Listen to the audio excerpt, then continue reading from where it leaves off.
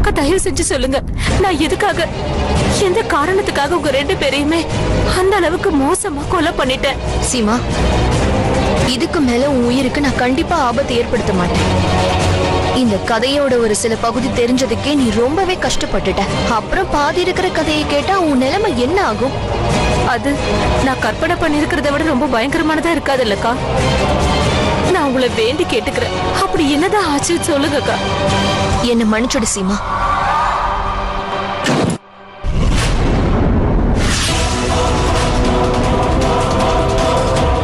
என்ன சத்தம் அது? இல்லக்கா, எந்த சத்தமும் இல்ல.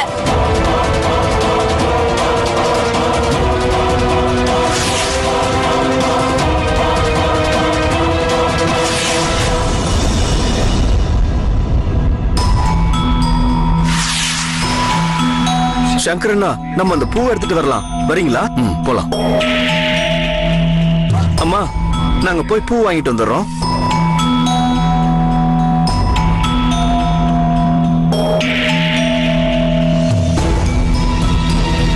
அக்கா என்னாச்சு? இங்க பாருங்கக்கா, இந்த நிமிஷம் எது முக்கியம்னா எல்லாருக்குமே உண்மை தெரிஞ்சாகணும். நீங்க என்ன பத்தி கவலைப்படாதீங்க. நான் என்னை ஏற்கனவே சமாதானப்படுத்திக்கிட்டேன். எதனால அப்படி பண்ணன்னு சொன்னீங்கன்னா எனக்கு நிம்மதியா இருக்கும்.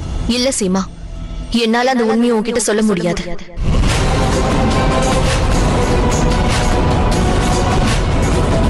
ஏன்னா எனக்கு பயமா இருக்கு சீமா. அந்த உண்மையை நீ தெரிஞ்சுக்கிட்டா அப்புறம் நீ தற்கொலை பண்ணிப்பியோன்னு எனக்கு ரொம்ப பயமா இருக்கு சீமா. நான் அந்த உண்மையை சொல்ல மாட்டேன். நான் இப்போ ஜமீன்தார் ஐயாவை பார்க்க போறேன்.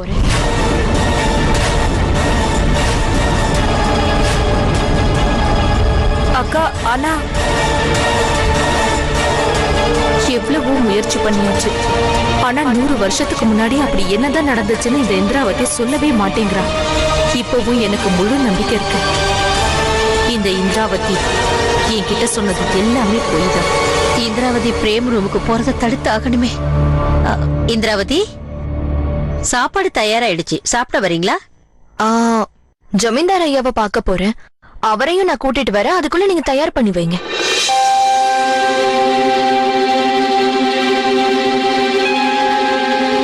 இருங்க, நீங்க ஏன் கஷ்டப்படுறீங்க? நான் போய் பிரேம கூட்டிட்டு வந்துடுறேன். இந்திராவதி, நீங்க வாங்க.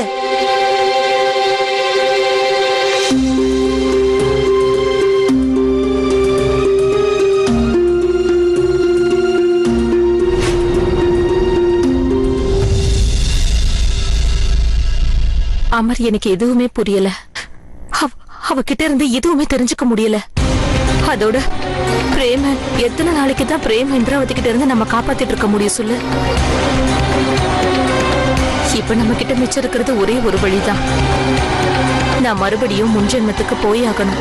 அதுக்கு நீங்க தான் என்ன அங்க கூட்டிட்டு போகணும், அதாவது ஹிப்னடைஸ் பண்ணி. ஆனா சீமா, போன தடவை மாதிரி இந்த தடவையும் நடந்துட்டா? இந்த முறை அந்த இந்திராவதியால எதுவும் செய்ய முடியாது. அவ என்கிட்ட பொய் சொல்லிருக்கா. போன தடவை அந்த இந்திராவதி தன்னோட மாய சக்தியை பயன்படுத்தி கதையை மாத்தி சொல்லிட்டா. அவ என்ன நினைச்சாலோ அதே எனக்கு காட்சியா காமிச்சிருக்கா.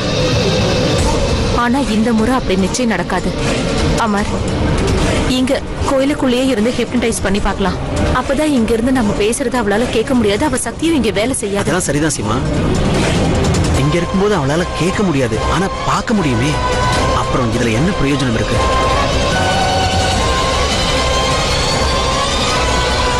ஒரு நிமிஷம், ஒரு வழி இருக்கா அமர். அந்த சிகப்பு கதவு.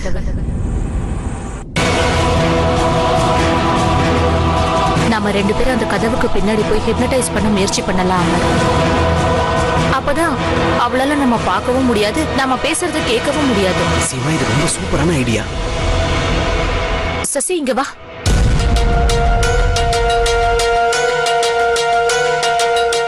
சொல்லு சீமா. சசி, நானும் அமரும் இப்ப அந்த கதவு பின்னாடி போக போறோம். ஹிப்னோட்டிசம் மூலமா பழைய விஷயங்களை தெரிஞ்சுக்க ட்ரை பண்ணுவோம். நாங்க வர வரைக்கும் நீதான் இந்திராவதிக்கு எந்த சந்தேகமும் வராம பாத்துக்கணும் சசி. தெரியும் சீமா, நான் எல்லாத்தையும் பாத்துக்கிறேன். அப்புறம் வாய்ப்பு கிடைச்சதுன்னா நான் வீட்டுல இருக்கிறவங்க கிட்டயும் சொல்லிடுறேன். நீங்க 2 பேரும் எந்த டென்ஷனும் இல்லாம ஜாக்கிரதையா இருங்க. வாங்க அமர்.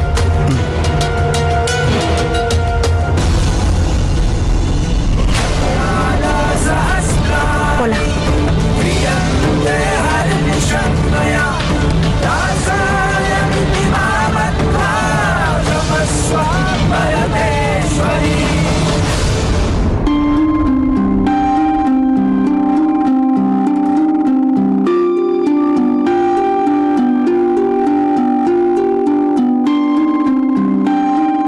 சீமா, ரொம்ப முக்கியமானது. உங்க மனசை நீங்க ரொம்ப நிம்மதியா வச்சுக்கோங்க. உங்க மொத்த கவனத்தையும் இது மேல செலுத்துங்க.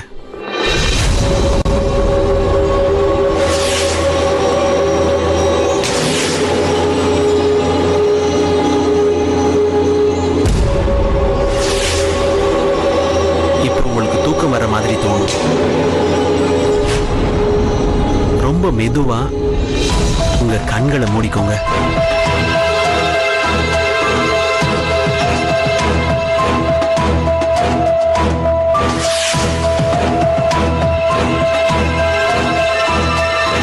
இப்ப நீங்க கொஞ்சம் கொஞ்சமா முன்னாடி போகணும்.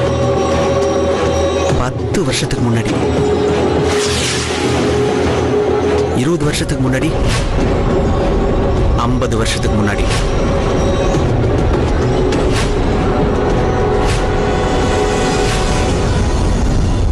வருஷத்துக்கு முன்னாடி.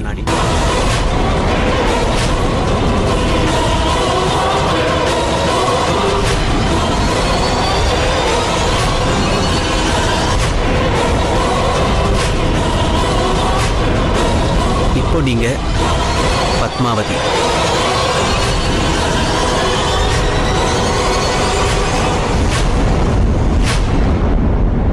பத்மாவதி,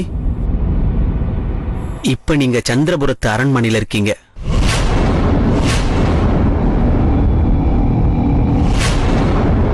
உங்களோட அக்கம் பக்கத்தை கொஞ்சம் பாருங்க. உங்களுக்கு இப்ப என்ன தெரியுது?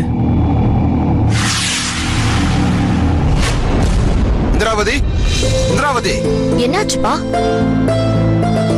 நீங்க எதுக்காக இவ்ளோ பதட்டமா இருக்கீங்க? நான் ஏன் இப்படி பதட்டமா இருக்கேன்னு உனக்கு தெரியாதா? பத்மாவதியை எங்கேயுமே காணோம். அவ எங்க போனா உனக்கு தெரியுமா? பத்மாவதியா? அவ என்ன பண்ணிட்டு இருக்காளோ தெரியல. ஆனா கண்டிப்பா ஏதாவது குறும்புத்தனம் தான் பண்ணிக்கிட்டு இருப்பா. இன்னைக்கு எவ்வளவு முக்கியமான நாள் உனக்கு தெரியும்ல? இன்னைக்கு நீங்க 2 பேரும் ஜமீன்தார் ஐயா முன்னாடி உங்க நாட்டியத்தை அரங்கேற்றம் பண்ண போறீங்க. அதுல உங்க 2 பேர்ல ஒருத்தருக்கு இந்த அரண்மனையோட ராஜ நர்த்தகி பட்டம் கிடைக்கும். இது உங்க 2 பேருக்கான போட்டி மட்டும் இல்ல, இது எனக்கும் என் கலைக்கான மிகப்பெரிய பரிச்சயம் கூட. அதனால நீங்க 2 பேரும் என்ன தலை குனிற மாதிரி வச்சிடாதீங்க. நீங்க எதுக்கும் கவலைப்பட வேண்டாம்ப்பா. நீங்க நினைச்ச மாதிரி எல்லாமே நல்லபடியா நடக்கும். நாங்க 2 பேரும் ஒன்னா சேர்ந்து. எனக்கு பத்மாவதியை பத்தி கவலை இல்ல, உன்னை பத்தி தான் ரொம்ப கவலையா இருக்கு. பத்மாவதிக்கு சாட்சாத் நடராஜருடைய வரமே கிடைச்ச மாதிரி இருக்கு. அவளுக்கு எந்த மாதிரி எப்படிப்பட்ட கலையை சொல்லி கொடுத்தாலும் அதை பட்டுன்னு புடிச்சுக்குவா. ஆனா இப்பெல்லாம் நீ நிறைய தவறுகள் பண்ற. நடன கலையின் மேல கொஞ்சமாவது கவனமா இருக்க முயற்சி பண்ணு. இப்பெல்லாம் நீங்க என்கிட்ட வெறும் வெறுப்பை மட்டும்தான் காட்டுறீங்கப்பா. நீங்க என்ன சொல்றீங்க? பத்மாவதி தான் ரொம்ப நல்ல நடனம் ஆடுவாளா? நான் ஆட மாட்டேனா? அப்படி இல்லம்மா. இங்க பாரு, ஒரு அப்பாவா நீ என்ன கேட்டேன்னா நீங்க 2 பேரும் ஒரே மாதிரி ஆடுறதா தான் நான் சொல்லுவேன். ஆனா ஒரு குரு ஸ்தானத்துல என்னால இதை ஒத்துக்க முடியாது. ஏன்னா குருவால எப்பவும் பொய் சொல்ல முடியாது. அப்படின்னா நீங்க என்ன தகுதி இல்லாதவன்னு சொல்றீங்க? பத்மாவதிக்கு சமமானவ இல்லைன்னு சொல்றீங்க? இந்த பத்மாவதி மட்டும் இல்ல, இந்த அரண்மனையிலேயே, இந்த ராஜ்யத்திலேயே, இந்த உலகத்திலேயே என்ன விட பிரமாதமா யாராலையும் நடனம் ஆட முடியாதுன்னு எனக்கு தெரியும். அந்த ஈஸ்வரன் அப்படியே உனக்கு வரம் தரட்டும். ஒரு அப்பாவுக்கு இதை விட வேற என்ன வேணும் சொல்லு. ஆனா அதுக்கு முன்னாடி நாம பத்மாவதியை தேடி கண்டுபிடிச்சே ஆகணும். வா.